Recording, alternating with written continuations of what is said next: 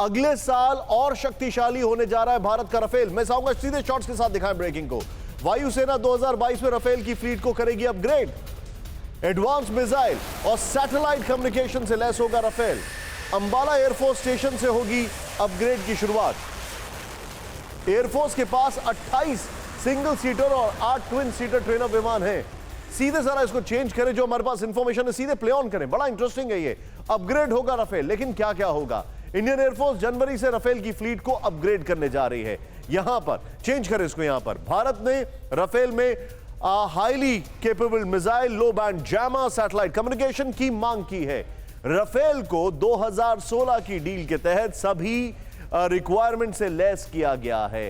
Upgrade करने वाली kit France से आएगी और हर महीने 3 से 4 राफेल फाइटर जेट अपग्रेड होंगे। राफेल में अपग्रेड की शुरुआत सबसे पहले अंबाला एयरफोर्स स्टेशन से की जाएगी। ये कितना खतरनाक है? Where is this taking us? Rafale की कितनी बड़ी आर्मरी बनने जा रही है? मैं सीधे चलूंगा। मेरे साथ कौशिक जी मौजूद हैं। कौशिक सर, आप डेटरेंस के तौर पर या कंपटीशन के तौर पर ये राफेल की जो तैयारी हो रही है, ये कहां, ये वेयर इट इज टेकिंग अस?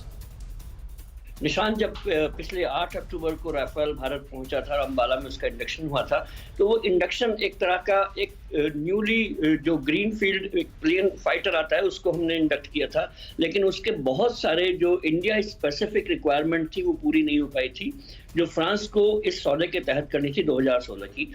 मुझे लगता है कि वो अब पूरी तरह से इंडक्शन रेडी होगा, जिसमें मुझे नहीं लगता कि साउथ एशिया की कोई भी पावर है जिसके पास राफेल जैसा घातक विमान होगा। चाइना, पाकिस्तान या उसके और पड़ोस वाले जितने भी देश हैं, उनके पास राफेल जैसा कोई भी एयर एसेट नहीं है। ये हर तरह से एक सक्षम विमान है।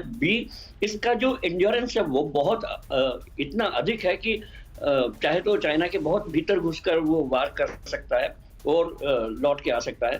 तो इस तरह से जो चाइना की जो ये जो पॉइंट रखा है, ये बड़ा वैलिड पॉइंट है। साउथ एशिया में कोई नहीं होगा। दीपक सर के पास में आ रहा हूं। सर, 40, 45, 50 इयर्स ऑफ डिप्लोमेसी,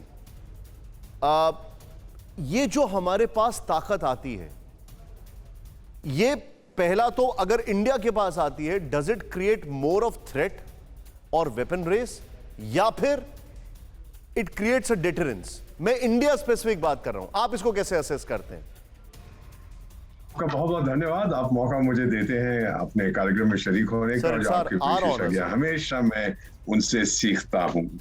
इस समय जो आप देख रहे हैं सर, इस बहुत ही एक पॉपुलर डांस है पश्चिमी देशों में, भारत में भी पिछले 3 साल से। उसका नाम है ट्रायंगल डांस। मैं उसको कहता हूं ट्रायंगो। और आपको मैं मुबारक देता हूं कि आप इस विषय पर फोकस कर रहे हैं। ये ट्रायंगल इस समय चल रहा है India, China and the rest of the world. पूरी दुनिया जो है अब भारत के साथ है। सर, एक चीज याद रखिए, लगभग 50 साल जैसे आपने कहा था मुझे डिप्लोमेसी में हो गया, मैं तो बूढ़ा हो गया हूं, लेकिन जहां भी मैं गया हूं, जहां उन्होंने हमारी ताकत देखी है, किसी को कभी कोई खतरा नहीं महसूस हुआ।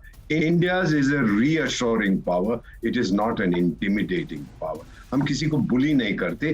चीन बिल्कुल उल्टा करता है। इसीलिए today it is China versus the rest of the world. और आप इसको हर तरफ से देख रहे हैं। जहां जहां हम लोग जाते हैं, दीपक सर, एक चीज जानना चाह रहा हूं। बाकी देश कहते हैं। सॉरी आपको रोक रहा हूं, लेकिन आपने बड़ी अच्छी बात बोली ट्रायंगल।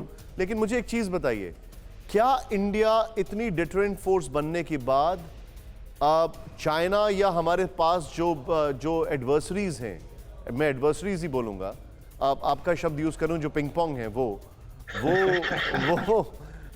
वो हमारी इमेज क्या इजराइल वाली जा रही है? Israel with restraint.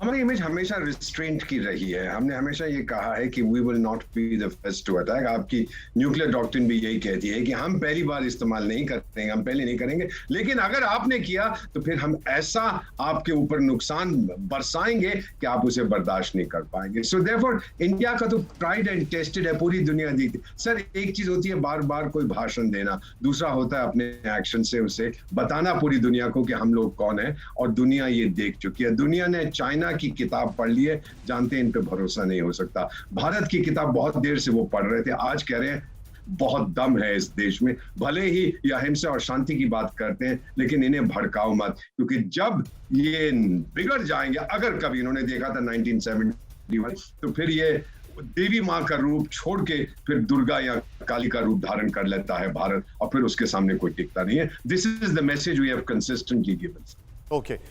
परवाह देश की, सोमवार से शुक्रवार रात 10 बजे TV9 भारतवर्ष पर।